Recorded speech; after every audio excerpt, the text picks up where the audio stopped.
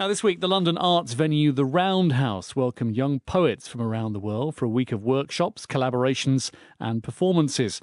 This is the culmination of a project called Talking Doorsteps. Tonight, those poets will perform as part of the Last Word Festival at the Roundhouse. What's poetry for, though, and is it relevant to young people? We've been to eavesdrop on this conversation between three of them.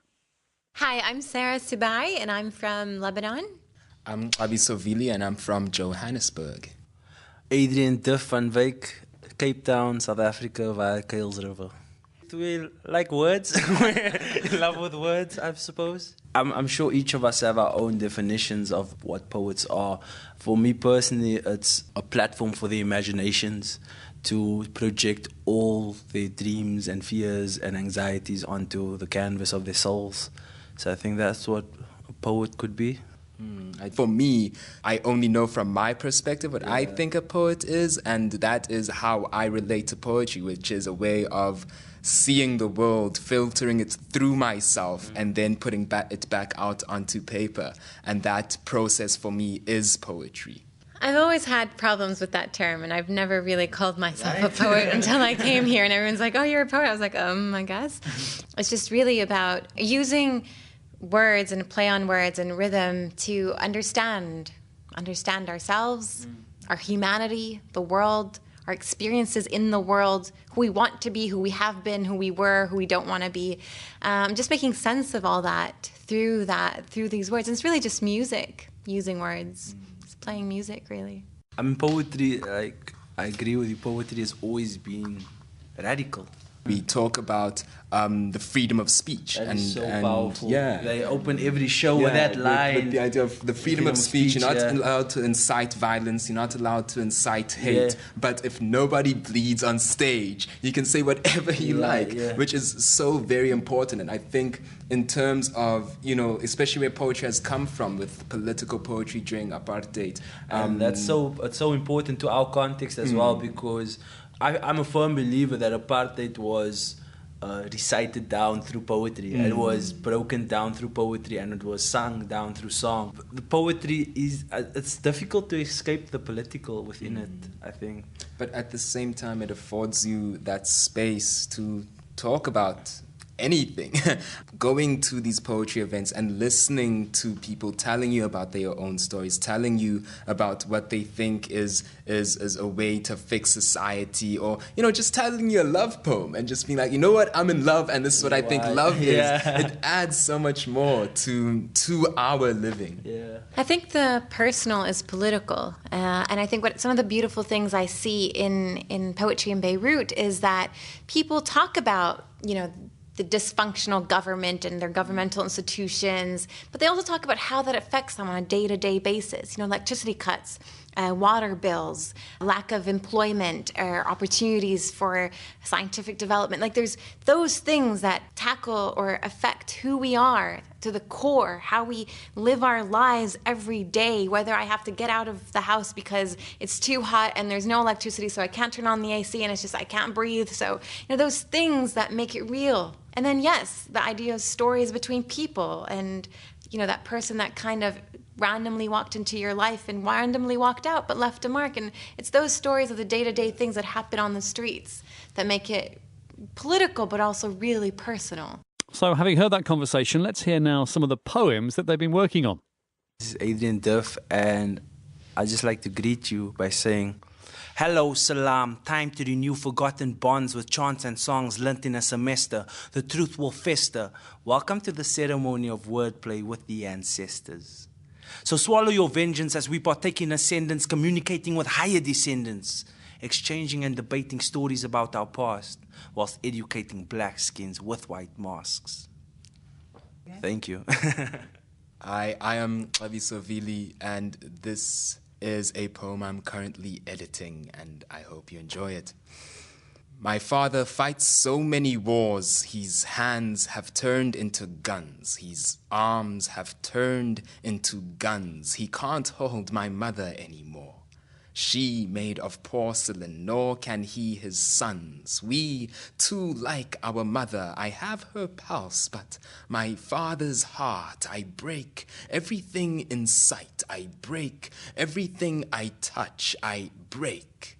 For I too am this pulse. Thank you. She said she feels weak when she cries. I wanted to ask her what use are skies that withhold their own rain. See, every time men feel a rising urge to cry, they clench their fists in rage. But what use is a howling wind that leaves us dust blind in its wake? For those who choose to keep it in, keeping forever calm, it is only a matter of time until your body responds, saying things you refuse to in ways you wouldn't like it to. Even your immunity lets down its guard after a while, because you've held it up too high for far too long. We are created of seasons, our hearts pulsating to a rise, a fall, a rebirth. Even your bedroom door will squeak after a while when you most need it to be your accomplice in silence, as you tiptoe your way onto the balcony to cry it out, brother. You don't need to squeeze these limbs into the corners of this man box, tucking your tears away in back pockets and key locks, sister. You don't need to paint your lips blood red to hide all the black and blues. I know you want to be strong, but I think you've got it all wrong. Just cry it out. Thank you. The work of Adrain van Wyk, who's from Cape Town, Xabiso from Johannesburg, Sara Sibai from Lebanon. Scylla, is poetry your thing? Absolutely. And hearing these brilliant poems from these young people just makes you, it opens your heart completely. And for me personally, I love to hear these accents from Cape Town and Johannesburg because I lived there for 10 years and it just makes me homesick. And really enjoyed, back in 1976, helping to start the Market Theatre when it was illegal for blacks and whites to be on the stage together. And that's what we managed to do in this place that had been a fruit market and therefore had a license for all races to appear on the stage together and be in the audience together. So hearing these poets coming to Europe and performing these absolutely brilliant, evocative, powerful lines just makes me deeply moved. And it encapsulates so much, that's beyond anything you could say in any other way, in such a small number of words, doesn't it? Yeah, I'm sure John's got a lot to say about Well, I mean, I love poetry, but I love the way, as a format, it's contractible and extendable, but it always seems to allow the writer passion, whether it is in romance and in the epic novel through verse. You can sort of go back to sort of Pushkin, through to the very political, from sort of Maya Angelou to the present day up and coming. Well, she's very much arrived. Kate Tempest, sort of poet meets rapper. And that genre, it's fascinating the way it seems to cut across divides, it seems to cut across classes, and it's extremely sort of, as I say, passionate, but also quite political as well. It's a form that is allowing or enabling greater expression than others at the moment. Is rap poetry? I would say, yeah. I mean, poetry is whatever you want it to be, and whatever you express in verse, and rap is most definitely that form. Because I suppose if you say rap, it has sort of, a feeling of it being quite cool and contemporary and relevant in the way that the word poetry doesn't necessarily.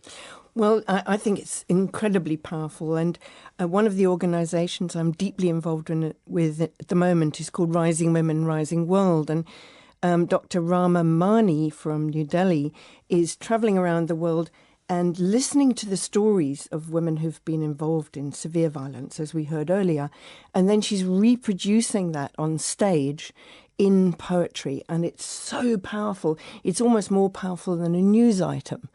And actually today, this very day, she's doing a TED Talk down the road and in the London Museum and I'm going down to hear her. No, excellent. But will it make the 1 million views that your TED You've Talk set got the on? bar high. You bet. And just one final plug, the Roundhouse, the venue for this, is a fabulous place in north central London in the area of Camden.